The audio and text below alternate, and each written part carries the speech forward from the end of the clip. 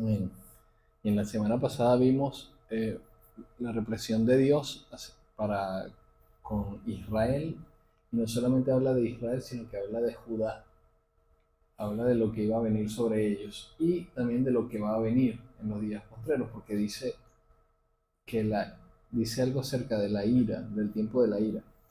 Ustedes saben que en Apocalipsis se relatan una cantidad de juicios, son 21 juicios en tres renglones o etapas de juicio. Primero son sellos que el Señor abre, sellos en un rollo, porque los libros antes no eran así como hoy en día, y obviamente menos como hoy en día que tenemos libros en los teléfonos, en las tablets. Los libros eran páginas, era un pergamino largo, era una sola página, larga, larga, larga, que se enrollaba. Y se le colocaba a veces una cinta para que no se estuviera abriendo por allí, las hojas se maltrataran. Se les colocaban sellos también cuando era importante que nadie lo abriera, que era algo secreto o algo que era confidencial. Se le colocaban sellos de cera.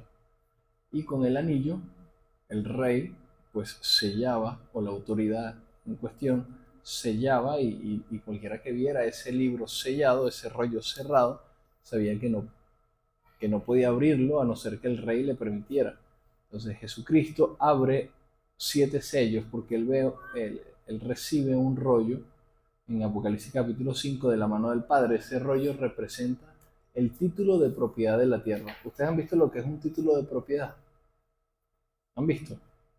Si ustedes compran una casa, un carro, una moto, ustedes le van a dar un título de propiedad.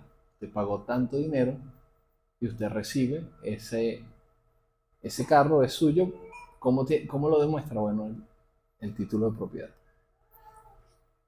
El rollo que Jesucristo toma de la mano del Padre en Apocalipsis 5 representa el título de propiedad de la tierra y el plan de redención para la humanidad.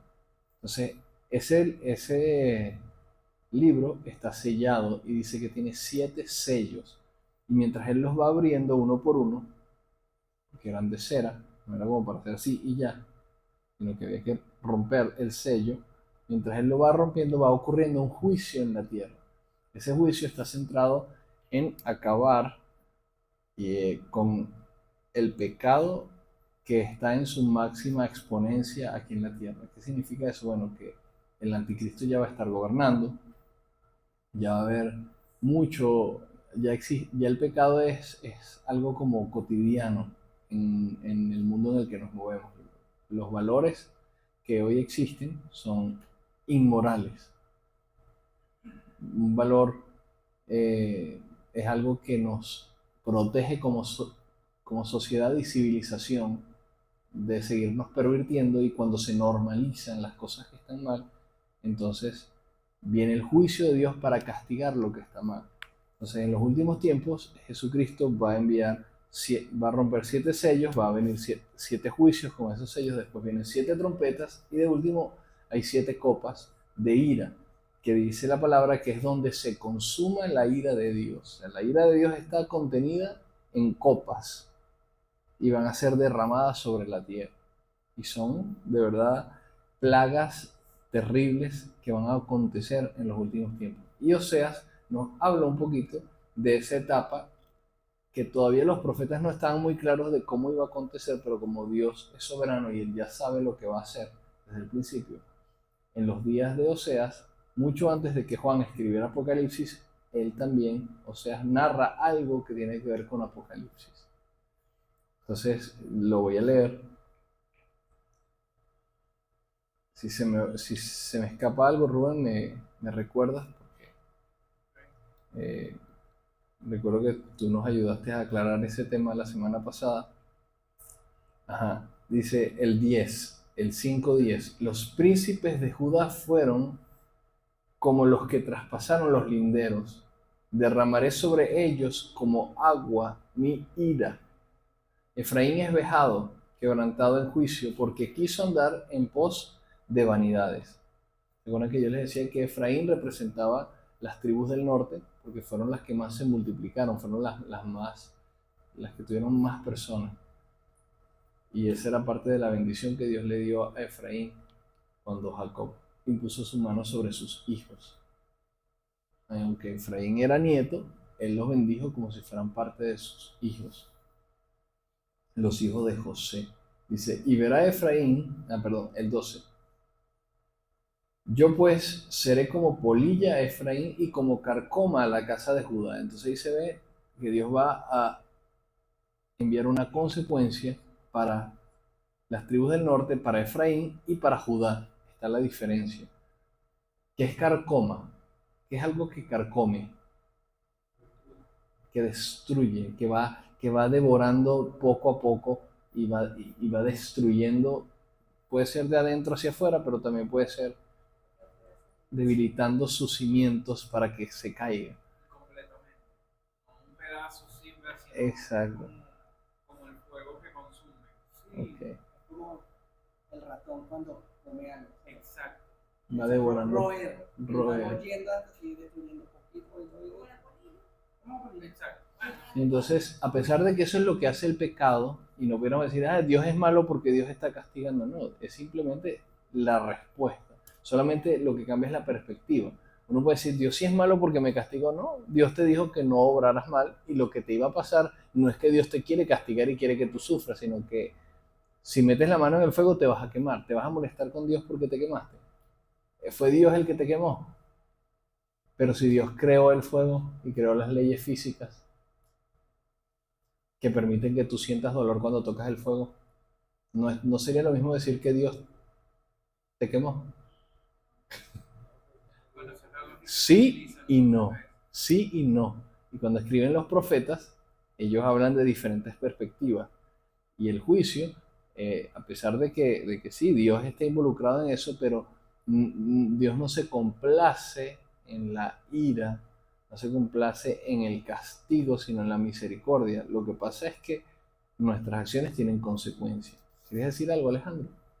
Una pregunta.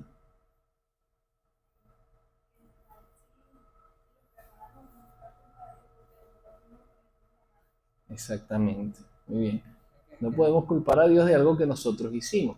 Pero como Dios creó las leyes y Dios creó la ley que dice que el fuego quema, entonces alguien pudiera decir, pero Dios es malo. Sí, pero es lo mismo, ir en contra del diseño original que Dios le dio al fuego. Exactamente. Ir en contra del diseño que Dios nos dio a nosotros. Estamos hechos para meter la mano en el fuego. Exactamente. Igual que no me puedo quejar si me ahogo por pasar 10 minutos bajo el agua, porque Dios no nos hizo para respirar en el agua, igual que no nos hizo para volar, y por eso no voy a saltar desde la ventana de un edificio, porque me voy a estrellar. No, yo no fui hecho para volar. La consecuencia es directa. Entonces, aquí dice que Dios va a enviar como castigo, su castigo como, dice, como agua. Voy a derramar mi ira. ¿Dónde es que lo dice? En el 10. Derramaré como agua mi ira. Efraín es vejado, quebrantado en juicio, porque quiso andar en pos de vanidades. Yo pues seré como polilla de Efraín y como carcoma la casa de Judá.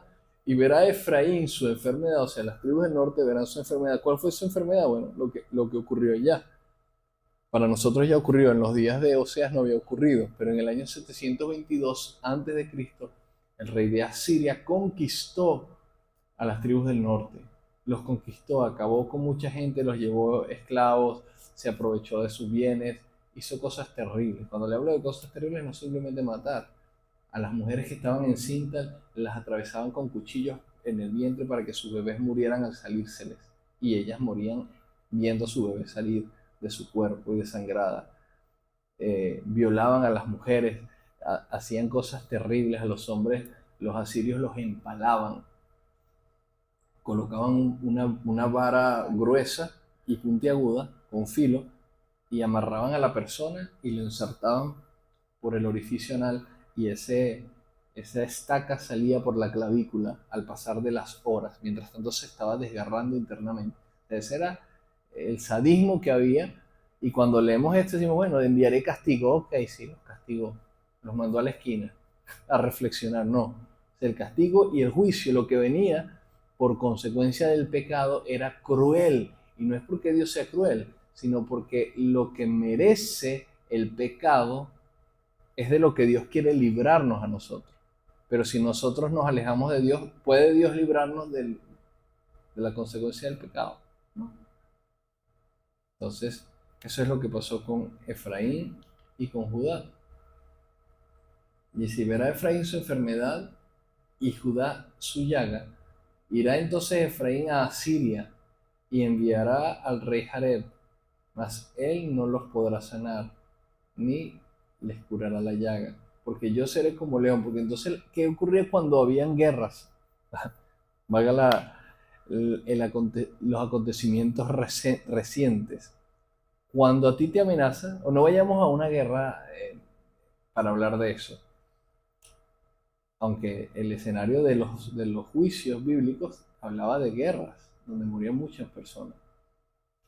Si a ti en tu lugar de trabajo o de colegio, en donde te desenvuelves, hay alguien que se está metiendo contigo y te está maltratando de alguna manera, ¿qué haces? ¿Qué haces si esa persona es más fuerte, tiene más influencia, tiene un cargo más elevado que tú? ¿Qué haces? ¿Ah? Me deprimo. Ok. ¿Y qué pasa si no hay bajadita? No. No, ¿qué hace? ¿Qué hace? ¿Qué es lo natural? Busco a alguien que me ayude para defenderme. O por lo menos a mi mismo nivel para que seamos 2 contra 1. O alguien igual o más fuerte que él para que me defienda. ¿Cierto? Y eso es lo que ocurre en el mundo. Valga los acontecimientos recientes. O sea, viene una nación poderosa contra una nación que no es tan poderosa militarmente y entonces, Dios mío, ¿quién podrá salvarme? Entonces la gente va y busca aliados en la guerra. Busca, yo quiero, este me apadrina, este va a estar más conmigo, este me va a defender. Y eso era lo que ocurría allí. Dice, ellos van a ir a Siria, ellos van a ir a otros lugares a buscar quién los puede ayudar. Pero nadie podrá librarlos, dice.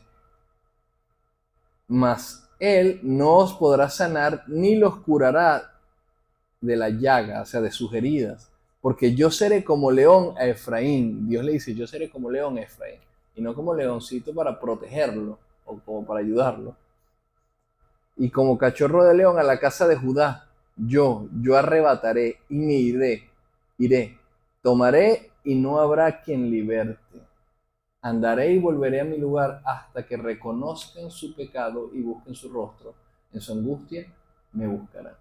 Entonces, de eso terminamos hablando la semana pasada, del juicio de Dios que viene y que no importa que seas muy pueblo de Dios, no importa que seas muy iglesia o muy cristiano, si tú estás viviendo una vida desordenada y estás siéndole infiel a Dios como Oseas lo estaba viviendo con su mujer, y por eso Dios quería que él tuviera la experiencia de caminar con una mujer que le estaba siendo infiel para que él aprendiera lo que viene, la consecuencia que viene para el pueblo de Dios también es algo que nos debe llamar a reflexionar, porque nuestras acciones tienen consecuencias.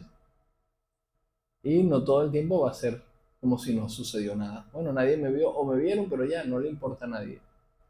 Va a llegar un momento en el que llega el juicio, y cuando llega el juicio de Dios es implacable. Y no, ¿dónde te vas a esconder?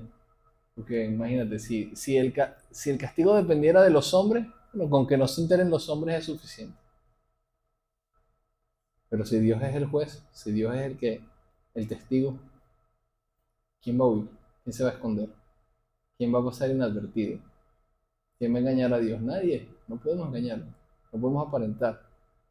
Él sabe quién tiene la responsabilidad. Y entonces dice, en su angustia me buscarán. O sea, ellos creían que estaban con Dios. Dios les está confrontando. Ustedes no están conmigo. Ustedes están detrás de la vanidad de su corazón. Pero después de que yo permita que venga el castigo que ustedes merecen, en su angustia, ¿es sabroso sentir angustia? qué horrible es sentirte angustiado.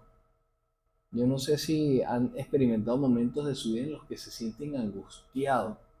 Yo recuerdo varios escenarios en mi vida, en mi temprana adultez, que llegué a sentir angustiado. Y recuerdo específicamente un viaje que yo hice al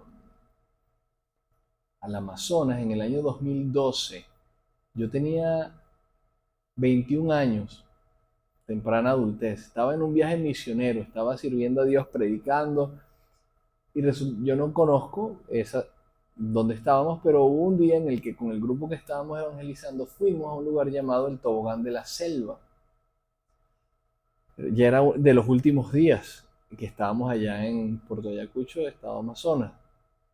Y recuerdo que, bueno, éramos tres damas y tres varones. Entre ellos estaba mi hermana.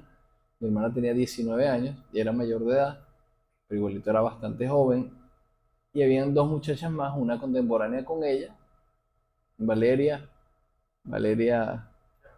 sí, y Suri, ¿te acuerdas de Suri? Y veníamos de regreso, no conocíamos mucho la zona y sabíamos dónde teníamos que agarrar la camionetica para llegar al lugar donde nos estábamos hospedando, y nos estaba esperando la iglesia porque teníamos que tener un servicio de finalización de semana misionera y venían varias personas de la comunidad. Yo iba a predicar, era un día especial, pero se nos hizo tarde y empezó a caer el sol. Y en esa época, 2012, créanme que no era como hoy en día, que se va la luz tal, y la gente saca los teléfonos y alumbra y chévere. En esa época, cuando ya tú veías que se ocultaba el sol, ya tú sabías que no había luz en los semáforos, en los faros, no había nada. O sea, si no conocías el lugar y estabas en un mal lugar, tú de ahí podías salir literalmente caminando descalzo, por no entrar en detalle. ¿Y qué fue lo que hicimos? Bueno, éramos tres y tres. Lo primero que hicimos cuando logramos parar, ni siquiera pasaban camionetas donde estábamos, logramos parar un taxi. Y se montaron, dijimos, bueno, nada, que se vean las tres mujeres, con uno de los varones, el menor, y me quedé yo con el otro amigo. Y, bueno, nosotros nos vamos en la siguiente, pues como que nos arriesgamos un poquito más de quedarnos más sin saber la gente que estaba por allí, que no era un lugar muy bonito, y las mandamos adelante. A la vez, en un lugar donde no había recepción, no sabíamos si habían llegado bien o no habían llegado. Horrible. Se fueron. Bueno, eso fue alrededor de las 7 de la noche. No, eso fue alrededor de las 6. El servicio era a las 9 de la noche, en un servicio de cierre de semana misionera. Nosotros pasamos 2 horas y media allí sin que pasara nadie que pudiera llevarlo. Y mientras más iba oscureciendo, más feo se veía la situación y más fea era la gente que pasaba por allí. Bueno, yo recuerdo que yo supe lo que era la angustia en ese momento. Estoy muy lejos de mi tierra, estoy muy lejos de alguien conocido, no tengo señal. Creo que hasta la batería se nos murió en ese momento. Yo mandé a mi hermana en fe con las otras muchachas y otro varón para que fueran al lugar. Y bueno, nada. Al final estábamos ya casi que temblando como Emilio Lovera en sus chistes. Así. Y gracias a Dios llegó y nos montamos y llegamos. Bueno, ahora imagínense en la angustia. ¿Qué es lo que tú haces en la angustia? En la angustia tú estás dispuesto a cualquier cosa. Cuando se paró ese hombre allí, ¿cuánto es? No importaba lo que fuera. Si ese hombre decía, son $100 para llevarme de aquí qué sé yo, de aquí a Plaza Venezuela. Como no sabíamos las direcciones, no sabíamos, le dábamos lo que fuera. Porque en la angustia tú estás dispuesto a cualquier cosa. Tú estás desesperado. Entonces, aquí hay un secreto bien importante. Dice en el 15, andaré y volveré a mi lugar hasta que reconozcan su pecado. Porque el problema es que no es el pecado en sí, sino el problema es no reconocer el pecado. No reconoce. Cuando tú estás pecando y no te importa y te dicen y tú sigues adelante y no te importa, ese es el gran peligro de nuestro corazón. Y por eso Dios permite y nos permite atravesar situaciones difíciles donde podamos sentir angustia, para que podamos reconocer el pecado y busquemos verdaderamente su rostro. Y Dios está seguro y dice, en su angustia me buscará. Porque en la angustia es cuando tocamos fondo, donde podemos demostrar de qué estamos hechos. Si yo toco fondo en mi angustia y lo que hago es irme en contra de Dios, bueno, lamentablemente lo que tenías en tu corazón estaba mal. Pero si lo que tenías en tu corazón estaba bien, en la angustia, en vez de alejarte de Dios, tú te vas a acercar. Porque vas a reconocer, wow, mira lo que me pasó, míralo. Y por eso Dios permite que muchas personas muy orgullosas experimenten enfermedades, que estén en su lecho de muerte allí en un hospital, en una clínica, allí conectados a una máquina para poder respirar o para poder vivir, y están en sus últimos días y ahí ese corazón duro como una piedra se ablanda y dicen, yo quiero conocer a Jesús. Y abren su corazón en su angustia. Y eso no quiere decir que no se vayan a salvar, porque no es que, bueno, ahí sí, ahí sí. Uno puede decir, bueno, ahí sí, así cualquiera.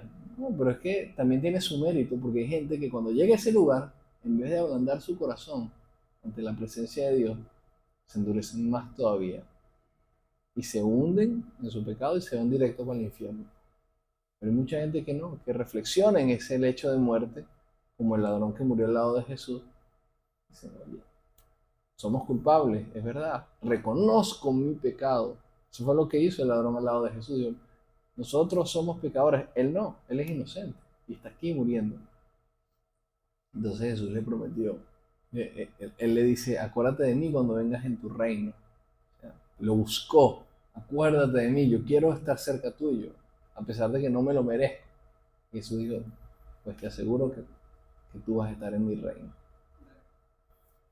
Sabes que justamente este tema es algo que yo suelo hablar mucho con los muchachos en el trabajo.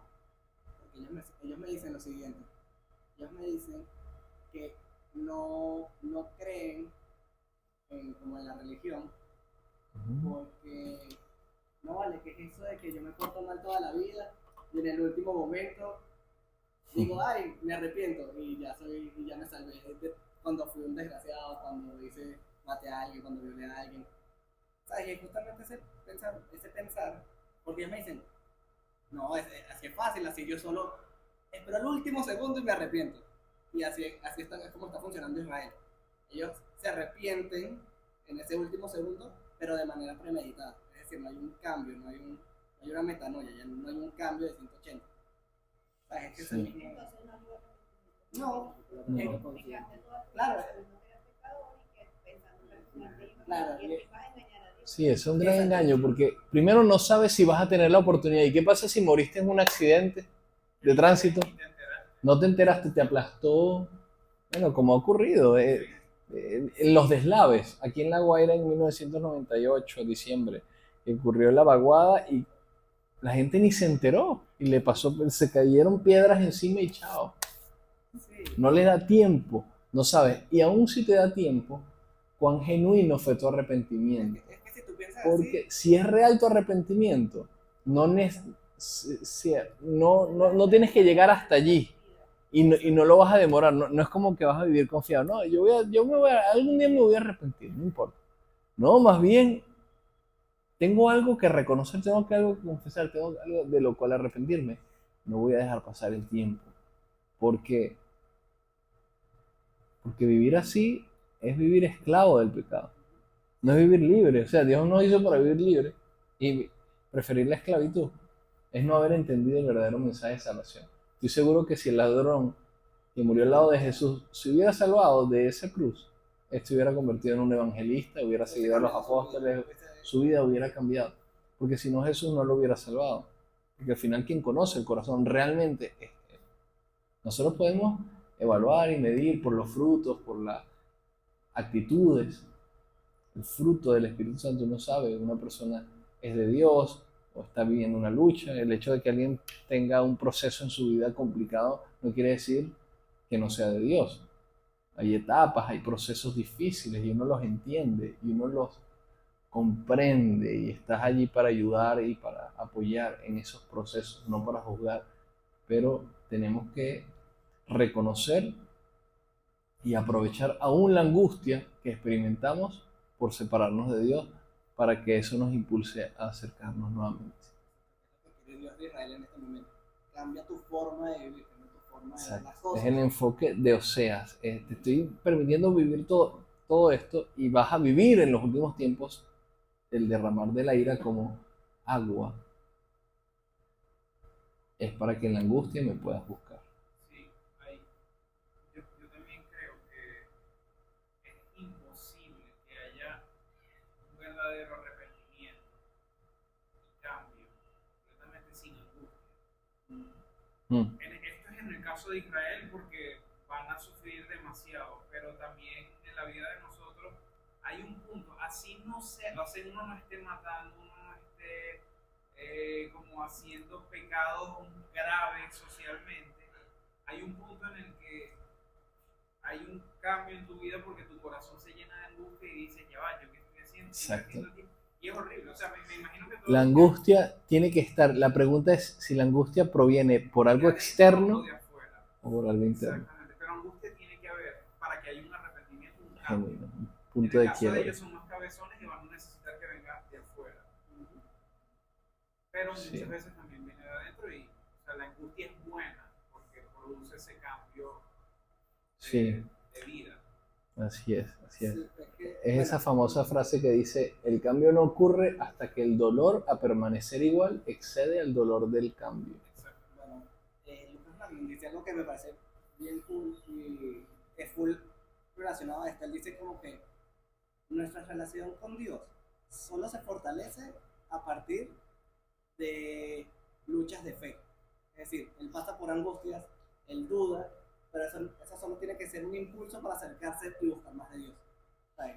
Mis Sí, crisis de fe solamente son impulsores de mi relación con Dios. así es. Sí, definitivamente. Si uno mira atrás, uno va a recordar momentos que fueron puntos de quiebre o esas crisis que produjeron alguna clase de angustia que nos acercó más a Dios. Quizás al principio creíamos que el mundo se nos venía abajo, que no había futuro, que no había para dónde agarrar, y resulta que era esa crisis que venía a impulsar nuestra relación con Dios. Entonces, bueno, vamos a entrar al capítulo número 6. ¿Sí?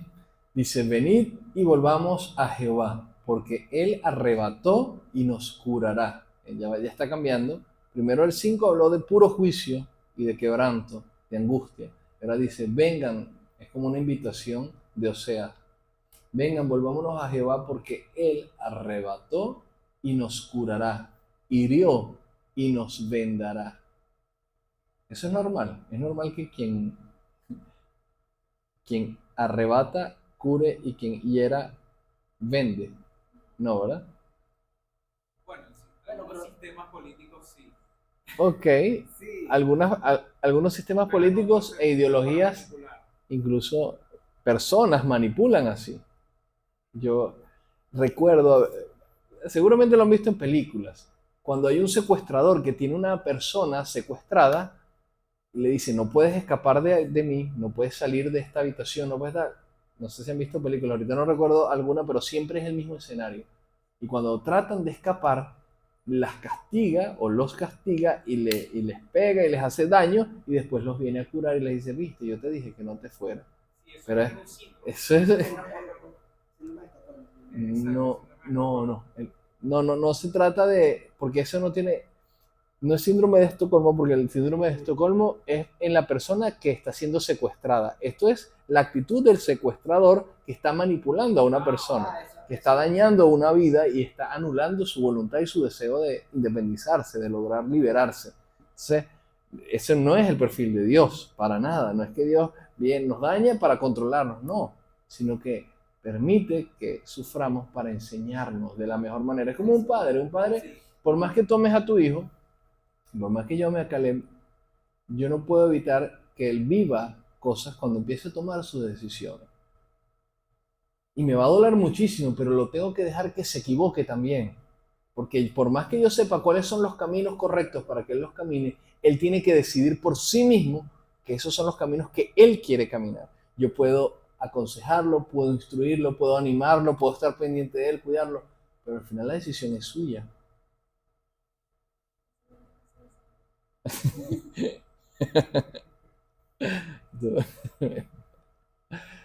Él tiene que tomar su decisión por sí mismo.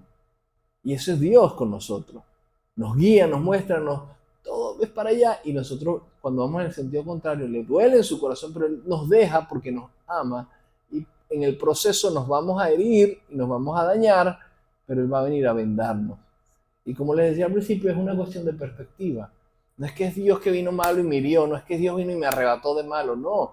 Dios me advirtió que esa era la consecuencia del pecado. Eso ocurrió, Dios me advirtió. Pero si cambió de perspectiva, es Dios. Que al final de cuentas quien creó el mundo y lo diseñó de esta manera para que funcionara así es Dios. Cuando hablo del mundo me refiero a la creación completa. Él sabía que el hombre iba a pecar, él sabía que el hombre iba a sufrir. Eso estaba dentro del presupuesto y dentro del plan de Dios para la humanidad. ¿Dios nos hizo para sufrir? No, pero el sufrimiento es necesario para ser completados en obra. Dios todavía está creándonos.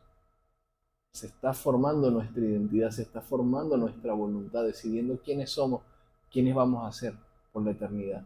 Porque somos seres sempiternos. Comenzamos a existir desde el momento en que Dios nos creó, pero no nos vamos a morir.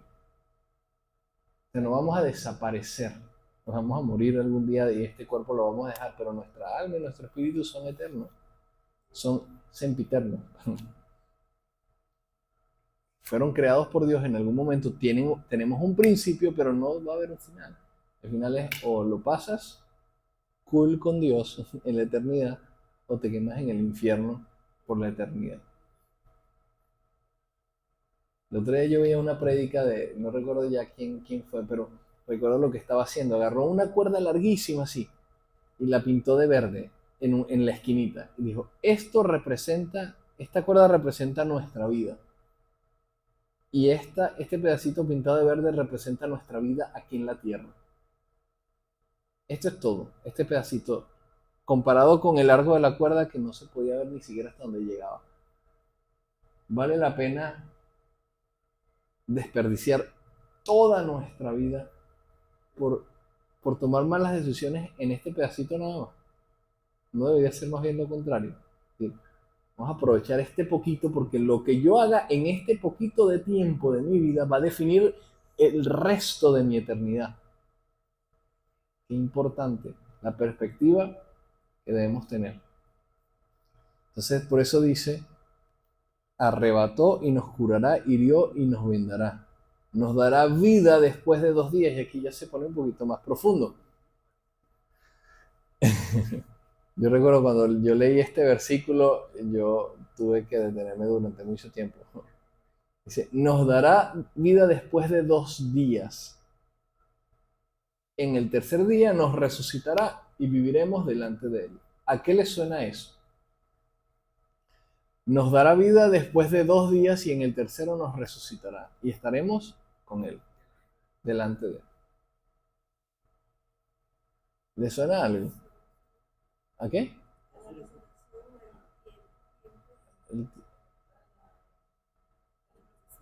A las profecías, resurrección.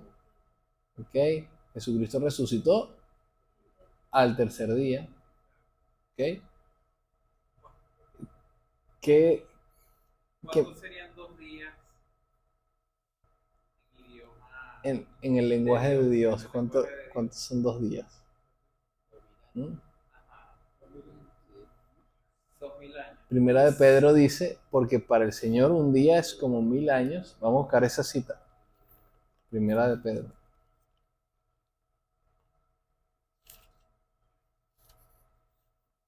Porque la Biblia se interpreta a sí misma. No vamos a estar diciendo cosas que no son. ¿Dónde está? ¿Primera de Pedro o segunda? ¿Mm?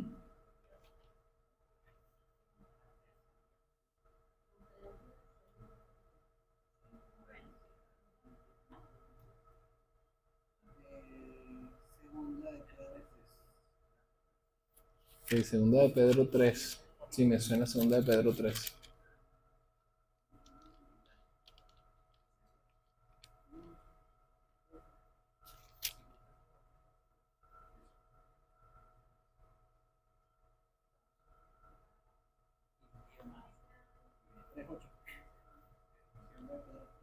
Ok.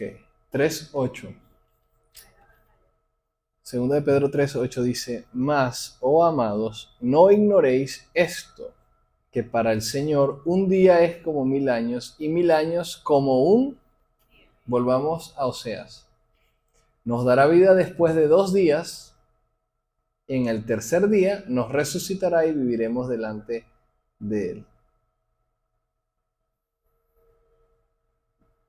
Al inicio y al final del tercer día. La mayoría de las tierras son como 2 días y el tercero vamos a tener. No. Acuérdense que si estamos hablando de tiempo, tenemos que hablar de cronología. ¿Qué es cronología? La sucesión de los eventos en una línea de tiempo definida, enmarcada, ¿verdad? Si yo hablo cronológicamente, yo puedo decir, bueno, yo cuando tenía 6 años aprendí a montar bicicleta. Y yo cuando cumplí 15 años, yo aprendí a manejar automóvil. Y yo cuando cumplí, y así. ¿Yo puedo decir que yo nací sabiendo manejar? No, porque primero tenía que vivir muchas cosas, tenía que aprender a manejar bicicleta, tenía que aprender después, hasta que aprendí. Entonces, hay una cronología de eventos. Y esa cronología, según esto, dice, nos dará vida después de 2 días. Dice, nos dará vida. ¿Es por qué? Porque estábamos, ¿qué? Muertos. Vida después de 2 días y al tercer día nos resucitará. O sea, después de 2000 años, según lo que leímos en Primera de Pedro, les da vida y en el tercer milenio los va a despertar. Si estamos hablando de que Oseas fue escrito en el año 800, 700 antes de Cristo y hacemos la cuenta, nos da el segundo día alrededor de 1700 y el tercer día a partir de allí, hasta 2700 después de Cristo. Pero no se puede tomar eso como consideración, porque hay un evento que divide la historia en un antes y un después, ¿verdad? Que es el nacimiento de nuestro Señor Jesucristo. Se dice, después de 2 días va a volver a la vida y al tercer día serán resucitados. ¿Con quién está hablando Oseas particularmente en su carta? Con Israel. Y específicamente con qué parte de Israel, ¿el norte o el sur? Con el norte. ¿Qué ha ocurrido con el norte? Hoy en día, ¿dónde está? Separado por el mundo. ¿Quién sabe? Probablemente entre nosotros. En nosotros mismos, en nuestro ADN, en nuestra sangre. Y dice, en el tercer día nos resucitará. Esto es lo que está hablando, mis queridos hermanos, amigos. Está hablando de lo que va a hacer Jesucristo cuando regrese. Dice la Biblia que los muertos en Cristo resucitarán primero y luego nosotros los que vivimos seremos arrebatados juntamente con ellos en las nubes para recibir al Señor. Esa es la resurrección. ¿El Señor cuánto tiempo va a gobernar la tierra antes de la eternidad? Un día. Es decir, 1000 años. 1000 años, dice Apocalipsis, que durante 1000 años Él va a gobernar la tierra. Vamos a leer Apocalipsis 20 para aclarar eso. Apocalipsis 20 y lo vamos a leer desde el verso 1 en adelante. Presten mucha atención, miren lo que dice allí. Dice, vi a un ángel que descendía del cielo con la llave del abismo y una gran cadena en la mano. y prendió al dragón, la serpiente antigua, que es el diablo y Satanás, y lo ató por 1000. ¿Por qué necesitaba atarlo por 1000 años? Para que no se entrometiera, para que durante 1000 años no tuviera contacto con la humanidad ni con la creación. Está atado. Y lo arrojó al abismo y lo encerró y puso su sello sobre él para que no engañase más a las naciones hasta que fuesen cumplidos 1000 años. Y después de esto debe ser desatado por un poco de tiempo. Vi tronos y se sentaron sobre ellos los que recibieron facultad de juzgar, y vi las almas de los decapitados, o sea, los que resucitaron, por causa del testimonio de Jesús y por la palabra de Dios. Los que no habían adorado a la bestia ni a su imagen, no recibieron la marca en sus frentes ni en sus manos, y vivieron y reinaron con Cristo un día, ¿no? Que es como 1000 años, y 1000 años es como un día. Entonces volvamos otra vez, 1000 años de reinado de Jesucristo, ¿verdad? ¿Eso ya comenzó? No, Jesucristo no ha regresado. Cuando Él venga, comienza el milenio. Por eso dice, nos dará vida después de 2 días y el tercer día nos resucitará y viviremos delante de Él. Estamos esperando que se cumpla esa profecía de Oseas, porque esa profecía es para nosotros como iglesia, sí, lo dice Pablo en las cartas. En 1 Tesalonicenses dice, los muertos en Cristo resucitarán primero y luego los que vimos, lo que les recité hace un rato. Eso es para la iglesia, sí, pero primeramente era para Israel. Lo que sucede es que nosotros entramos en el pacto que Dios tenía con Israel, y muchos de los israelitas salieron de ese pacto por haber endurecido su corazón y no haber recibido al Mesías. Por eso cuando recibimos a Jesús como Mesías, nosotros entramos en ese pacto que está allí en Oseas, y somos herederos ahora de esa promesa magnífica, que es que Él nos va a resucitar y que estaremos delante de Él en su regreso. ¿Se entendió? Vamos a leer unos versículos más antes de cerrar, porque ya el tiempo se nos escapó. Dice, y conoceremos y proseguiremos en conocer a Jehová. Importantísimo este verso. ¿Qué va a suceder cuando Él venga? Bueno, conoceremos y proseguiremos en conocer a Jehová. Como el alba está dispuesta su salida, y vendrá a nosotros como la lluvia tardía y temprana a la tierra. ¿Qué hace la lluvia temprana? ¿Y qué hace la lluvia tardía? ¿Sabes lo que hace la lluvia cuando viene después de un tiempo de sequía? ¿Qué pasa cuando viene mucha sequía? La tierra se pone ¿qué? Reseca, árida, hostil. Ahí no se da ningún fruto. ¿Qué pasa con la primera lluvia? Hiere la tierra. Viene y es fuerte. No es viene a un terreno hostil, pero después de que la primera lluvia ya vino, la segunda refresca y nutre la tierra. Así dice la palabra, que será la venida del Señor. Dice, vendrá a nosotros como la lluvia temprana y tardía, que viene no solamente a un sopetón de agua y ya, sino que viene a refrescar. Dice, ¿qué haré de ti, Efraín? ¿Qué haré de ti, Judá? La piedad vuestra es como nube de la mañana y como el rocío de la madrugada que se desvanece. Cualquiera diría, ay, qué bonito, como una nube, Pero lo que está comparando es que puedes agarrar una nube. ¿Te sirve de algo tener una nube? ¿Cuántos han comprado una nube? No tiene valor. No la puedes encapsular. La ves, pero si te acercas a ella en un avión, porque han tenido la oportunidad, te das cuenta de que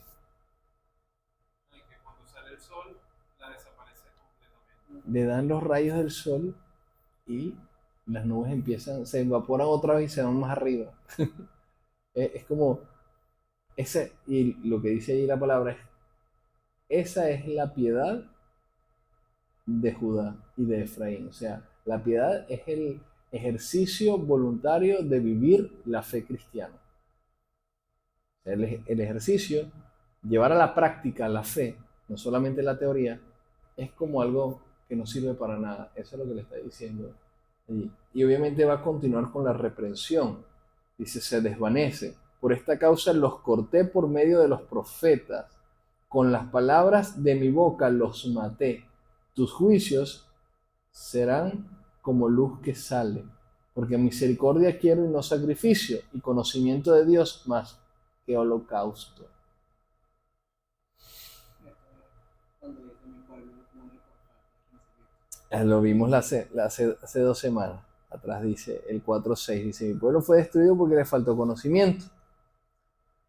Dios quiere que nosotros pues tengamos una devoción real, no algo efímero, no algo de apariencia. Las nubes se ven muy bonitas en el paisaje, está bonito dibujarlas, pero no puedes hacer nada con ellas, más que dibujarlas y decir, ay, qué bonita, tiene forma de pez, no sé, de lo que sea. Ah, tiene como cara, mira, parece una señal en el cielo. No puedes hacer nada con una nube. Se empañan las ventanas de los aviones cuando pasan por una nube. Pero más de ahí no. Dice el 7, mas ellos, cual Adán, traspasaron el pacto y allí prevaricaron contra mí. Y continúa. O sea, todo este libro va a hablarnos del pecado, de la consecuencia del pecado y de Dios persiguiendo el corazón del hombre, así como a Oseas le tocó perseguir el corazón de Gomer, su mujer, que iba tras otros dioses. Dios persiguiendo nuestro corazón porque nos ama y porque desea hacer lo que dice allí en el verso 2. Decía, darles vida después de 2 días y resucitarnos. Y darnos esperanza, darnos eternidad, a pesar de que lo que merecemos no es eso. El amor de Dios es el que no toma en cuenta todos esos pecados como un pretexto para alejarse de nosotros, sino más bien como la excusa para acercarse y darnos una oportunidad más. Así sea en medio de la angustia, del tormento, de la consecuencia de nuestra desobediencia, Dios siempre está ahí con los brazos abiertos, dándonos una oportunidad y una oportunidad y una oportunidad que tenemos que aprovechar porque las oportunidades no son para siempre.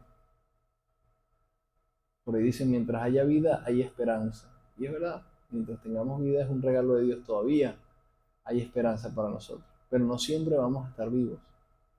En algún momento nos vamos a morir. Y lo que habremos hecho en ese corto periodo de tiempo llamado vida, 80, 100 años, a lo mucho que podamos llegar, va a definir nuestra eternidad. Así que aprovechémoslo bien. Aprovechémoslo bien y seamos fieles a quien nos ama de verdad, a quien vale la pena. Quizás al principio nos cueste, porque vivimos en un mundo que va en contra de la dirección correcta, que vive por lo que le nace, por lo que siente. Y no todo lo que va a ayudarnos en la vida, lo que vamos a disfrutar y lo que vamos a agradecer en el futuro, viene producto de haber hecho lo que sentimos o lo que queremos. Viene producto de hacer lo que debemos y lo que sabemos que está bien. Eso está por encima de lo que siento, de lo que quiero. Entonces vamos a orar y dejamos hasta este momento el estudio de hoy. ¿Tienen alguna pregunta, algún comentario? Sí, yo quiero decir que algo que me gusta mucho es que vemos que Dios es el que los está hiriendo. O sea, ahí les está diciendo, los voy a herir, los voy a Cortar, incluso cortar y matar con la palabra de los profetas, como que los voy a confrontar de tal manera que es como herirle. y los voy a llevar un tiempo de angustia. Pero, que es lo que siempre me gusta recordar en este libro cada vez que lo leo, porque, bueno, creo que por algo Dios generó ese contexto en el cual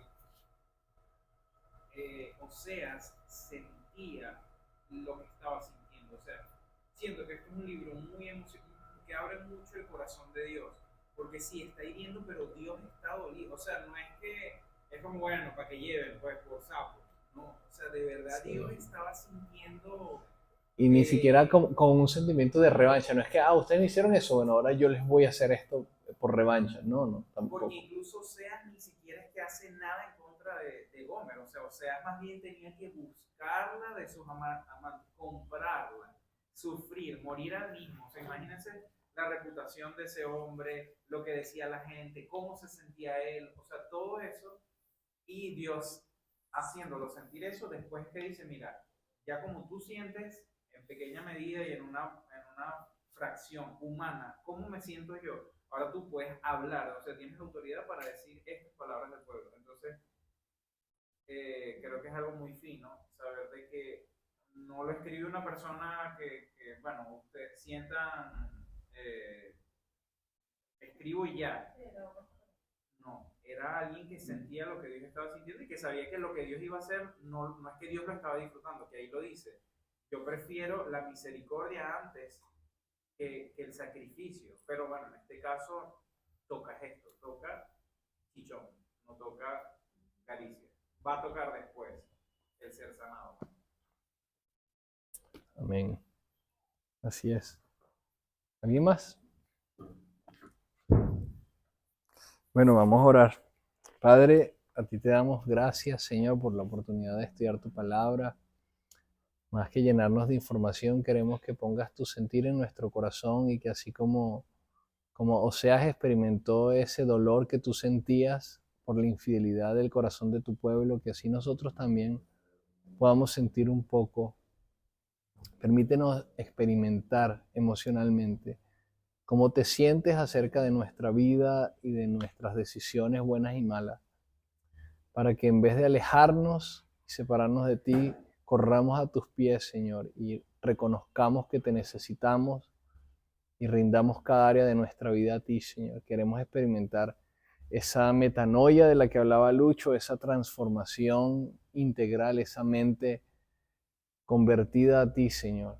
Llévate todas las ideas que no provengan de ti y que nos alejan de un verdadero encuentro y que podamos recibir ese amor tan grande que tú tienes para nuestra vida, que aunque muchas veces venimos a ti heridos, venimos a ti quebrantados o en angustia, que podamos encontrar en ti el refugio y la sanidad que necesita nuestro corazón para renovarnos y para volar más alto en ti, Señor. Glorifícate en nuestra vida, en el nombre de Jesús. Amén.